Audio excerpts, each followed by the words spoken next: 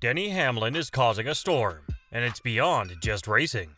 He's been delivering intense blows on the track, especially at Jeff Gordon.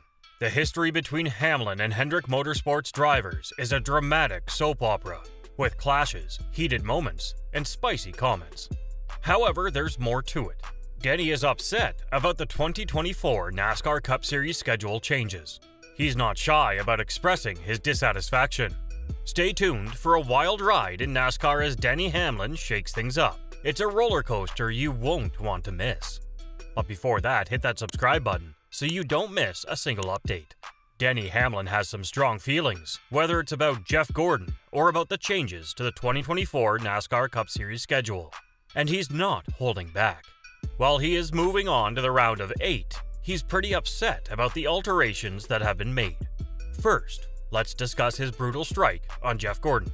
Denny Hamlin's relationship with Hendrick Motorsports drivers has been far from friendly over the years, and this season is no exception.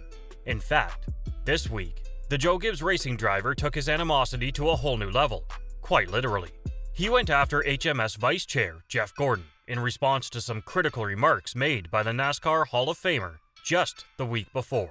This isn't the first time Denny Hamlin has clashed with HMS drivers. Fans of Chase Elliott might vividly recall their driver getting spun around by Hamlin at Martinsville back in 2017.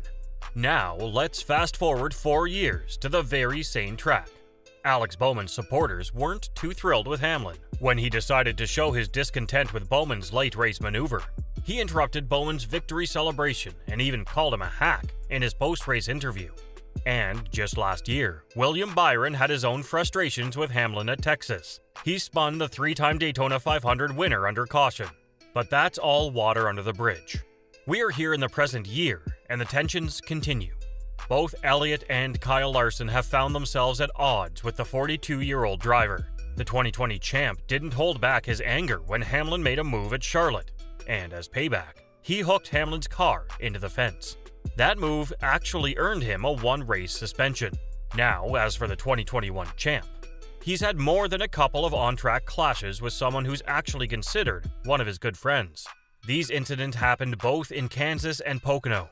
In fact, things got so heated during their Pocono encounter that Larson admitted he didn't even want to meet face-to-face with his friend because he knew it would only make him even more frustrated. And then there's Jeff Gordon, the 4-time champion who hasn't been behind the wheel since 2016, but he's still got plenty of opinions.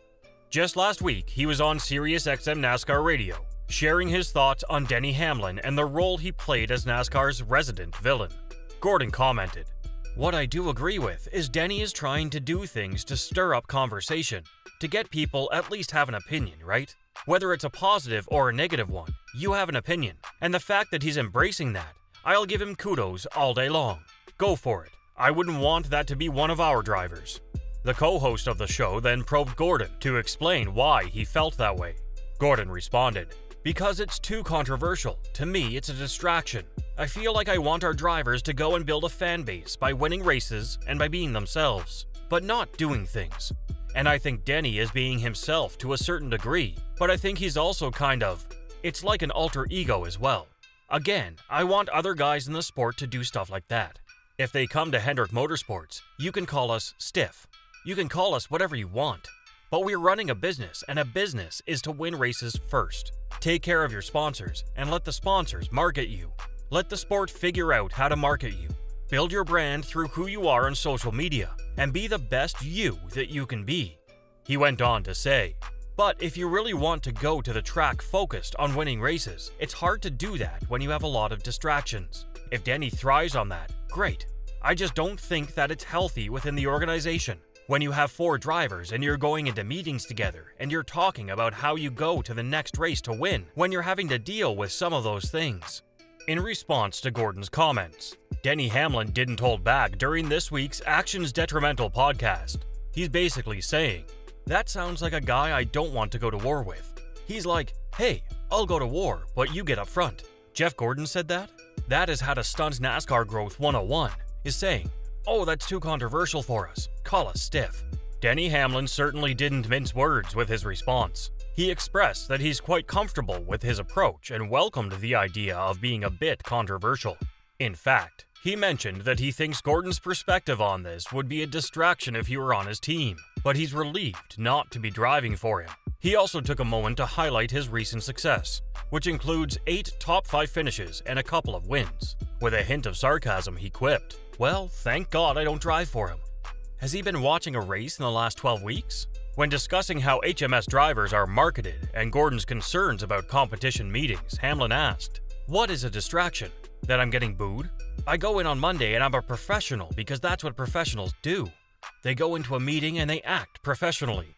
I think he's been to one too many Burning Mans. He's basically saying, I want them to be tidy, not controversial. I couldn't disagree more. I'm glad I drive for Joe Gibbs Racing. I'm glad I run my team the way I run my team, because I will never run my team saying things like that." That's his opinion. He's allowed to have that opinion, but certainly thinks that it's the absolute wrong way to go if you want star power in this sport. Now let's talk about the 2024 NASCAR Cup Series schedule changes. Let's break down some of these key changes. Texas gets a spring date. Atlanta now follows the Daytona 500 in February. The Busch Light Clash makes a return. Chicago is back on the radar. Watkins Glen and Atlanta are added to the playoffs. Iowa joins the party. Darlington becomes the regular season finale, and there's a 2-week break for the Olympic Games. On his Actions Detrimental podcast, Hamlin didn't mince words when expressing his displeasure with these changes. He said, "There were some moves by NASCAR in the playoffs that I didn't agree with either. I didn't see many that thought this was a good idea in the spirit of competition." Hamlin also addressed some counter-arguments, like the idea that NASCAR made these changes for the fans to have a better time. He questioned if NASCAR did it for fans to have a good time. Well, why are we racing in Georgia in February? I don't even know that they put the fans first that much. I mean, putting Atlanta in February. However, it seems the most significant complaint resolves around the swap between the Daytona 400 regular season finale and Darlington. Hamlin appears quite frustrated with the reasoning behind this change, specifically for moving it to Labor Day weekend in South Carolina. Hamlin explained, "I don't know. I just can't make sense of the change. Not just moving it out from the regular season, but moving it 1 week. I guess what explanation? Again, I'm just using NASCAR's Ben Kennedy's media availability here to try to rationale with the thinking of this. Is that, well, Labor Day weekend at Darlington means a lot. Who gives an F about that? I don't get it." But that's not where his grievances end.